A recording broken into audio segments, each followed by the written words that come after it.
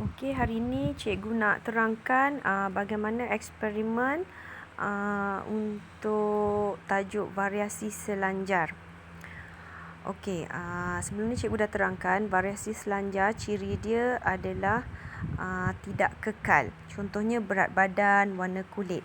Okey, kalau kamu tengok slide yang cikgu tunjuk ni, ini adalah contoh eksperimen tentang berat badan ataupun jisim badan.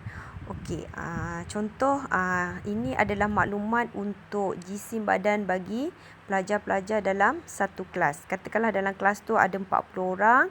Lepas tu kita ambil jisim badan setiap pelajar dalam kelas tu.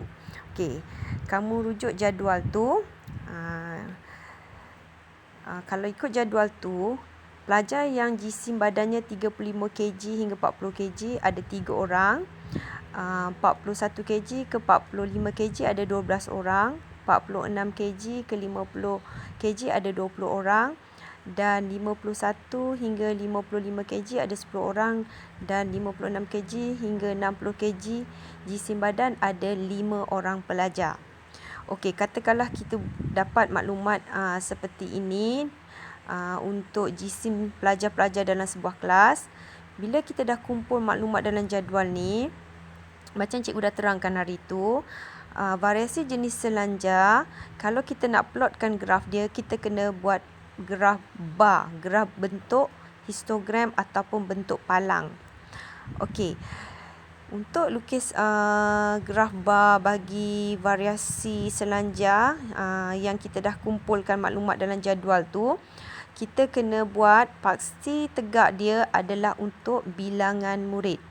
Manakala pada paksi mendata, kita tuliskan di situ adalah jisim badan dalam kilogram. Okey, kemudian kamu hanya perlu lukiskan palang. Okey, ketinggian palang yang kamu nak lukis tu bergantung pada bilangan pelajar. Kalau kamu rujuk jadual di atas tu, untuk jisim 35 hingga 40 kg ada 3 orang. Jadi palang kamu tu kamu buatlah setinggi 3 sahaja. Okey ya, sebab itu mewakili 3 orang pelajar. Kemudian kamu tengok maklumat untuk 41 kg hingga 45 kg ada 12 orang. Jadi kamu buatlah palang tersebut tinggi 12 sahaja dan seterusnya. Kalau kamu tengok keputusan daripada graf palang ni, kamu akan dapati kebanyakan pelajar dalam kelas itu berat badan dia atau jisim badan dia kebanyakannya adalah yang di bahagian sederhana, tengah-tengah. Maknanya di sini yang beratnya terlalu sedikit tak ramai ataupun beratnya yang terlalu banyak pun tak ramai. Jadi ini yang cikgu pernah cerita sebelum ni, yang bentuk graf bar untuk variasi selanjar dia memang akan dapat bentuk seperti loceng. Kalau kita cantum bar tu, kita akan nampak bentuk loceng lah. Dia naik, lepas tu dia turun semula dia punya bilangan tu.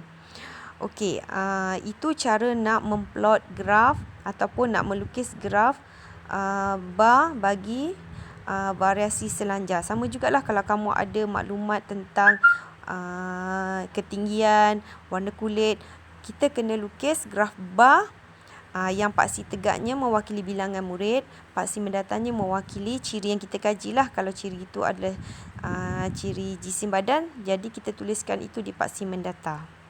Cuma saya nak ingatkan di sini, bila kita buat variasi selanjar, bar dia rapat. Bar dia perlu dirapatkan. Okey, sekarang kita tengok contoh keputusan eksperimen variasi jenis tak selanjar. Sebelum ni cikgu dah bagi tahu variasi jenis tak selanjar ni adalah cirinya kekal. Okey, contoh keputusan eksperimen ni adalah tentang maklumat jenis cap ibu jari bagi pelajar dalam satu kelas. Okay, katakanlah dalam kelas tu kita ceklah jenis cap ibu jari pelajar-pelajar dalam kelas tu. Katakanlah yang jenis melengkung ada 2 orang, gelung ada 30 orang, sebesar ada 6 orang, komposit ada 2 orang. Lepas tu daripada maklumat yang kita dah kumpul tu, kita buat graf palang seperti tadi. Paksi tegak mewakili bilangan murid, paksi mendata mewakili ciri yang kita kaji. Okey, kalau ciri tu ada ciri jenis cap ibu jari, kita tulislah di situ jenis cap ibu jari. Okey, katakanlah jenis lengkung tadi ada 2 orang pelajar. Jadi palang untuk jenis lengkung tu kita buat tinggi dia 2 sahaja. Untuk gelung ada 30 orang. Jadi kita buat palang untuk gelung 30 orang. Cuma bezanya variasi tak selanjar ni, bila kita lukis dia punya palang, kita perlu pisah-pisahkan. Kalau yang jenis selanjar tadi, tengok balik. Palang dia rapat-rapat. Okey, itu saja bezanya kalau dari segi lakaran graf histogram ataupun graf palang untuk selanjar rapat. Untuk jenis tak selanjar, palangnya dipisah-pisahkan. Okey, itu saja.